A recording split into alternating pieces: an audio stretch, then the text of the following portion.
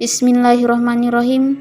Assalamualaikum warahmatullahi wabarakatuh. Innal hamdalillah nahmadu wa nasta'inu wa nastaghfiruh wa na'udzu billahi min syururi anfusina wa min sayyiati a'malina may yahdihillahu fala mudhillalah wa may yudhlilhu fala hadiyalah.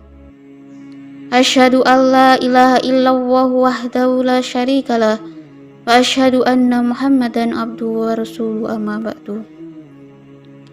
Qala Allah ta'ala fil Qur'anil Karim, a'udzu billahi minasyaitonir rajim. Bismillahirrahmanirrahim.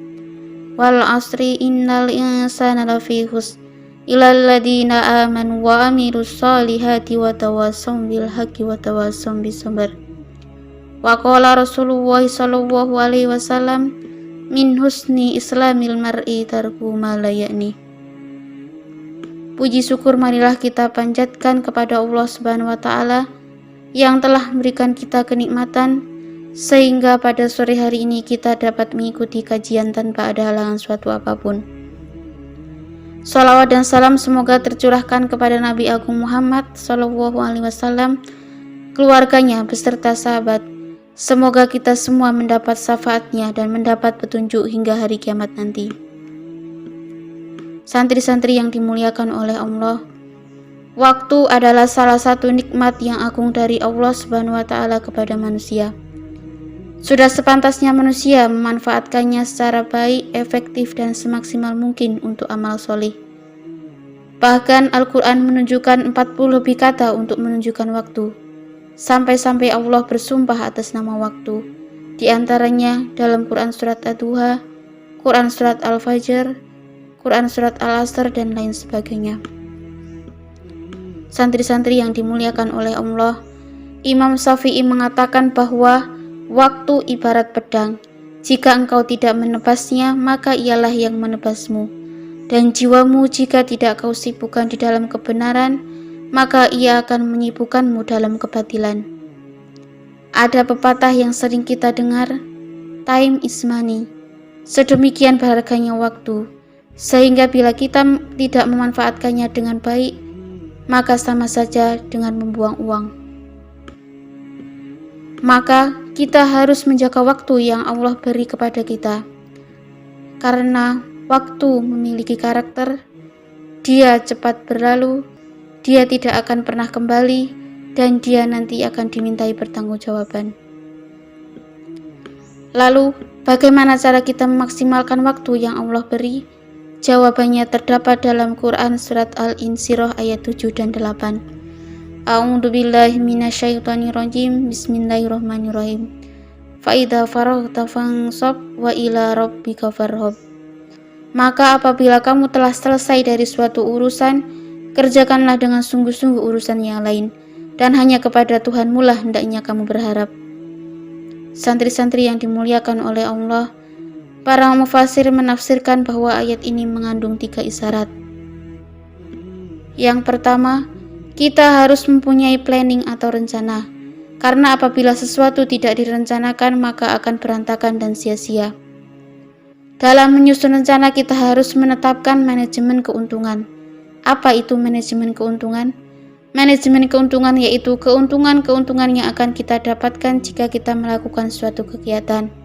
Misalnya, kita berencana besok saya akan bangun pukul 3:30. Keuntungan yang akan kita dapatkan diantaranya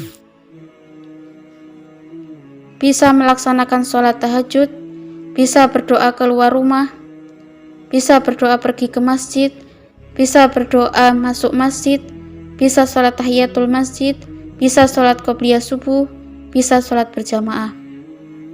Isyarat yang kedua, setelah menyusun rencana, laksanakan pekerjaan itu dengan sebaik-baiknya, dengan cara menetapkan prioritas mana yang lebih penting. Misalnya, dari rencana-rencana yang kita buat, kegiatan apa yang harus kita lakukan terlebih dahulu. Isyarat yang ketiga, ketika telah selesai melaksanakan satu pekerjaan, segeralah melakukan pekerjaan yang lain. Jadi ketika kita sudah selesai satu rencana, maka kita tidak boleh terlena dan segera mengerjakan rencana yang lain dan tidak boleh ditunda-tunda. Itulah mengapa waktu berperan sangat penting dalam kehidupan. Karena barang siapa yang menyia-nyiakan waktu berarti dia telah menyia-nyiakan hidupnya. Akan tetapi kebanyakan orang mengira bahwa waktu luang adalah waktu untuk bersenang-senang, sehingga mereka lebih suka mengerjakan sesuatu yang kurang bermanfaat, seperti posting status di media sosial, main game semalaman, main TikTok, berfoya-foya dan menghambur-hamburkan harta. Allah berfirman dalam Quran surat Al-Asr, A'udzubillahi minasyaitonirrajim, Bismillahirrahmanirrahim, wal asri innal insana lafi khusr illal ladzina amanu wa amilus solihati wa tawassaw bil haqqi wa tawassaw bis sabr. Artinya, demi masa, sesungguhnya manusia itu benar-benar dalam kerugian, kecuali orang-orang yang beriman dan mengerjakan amal soleh, dan nasihat menasihati supaya mentaati kebenaran, dan nasihat menasihati supaya menetapi kesabaran. Sesungguhnya orang yang cerdas menurut Islam yaitu orang yang menyibukkan dirinya dengan hal-hal yang diridhoi oleh Allah Subhanahu wa taala. Oleh karena itu, di bulan Ramadan ini marilah kita menyibukkan diri kita dengan hal-hal yang bermanfaat.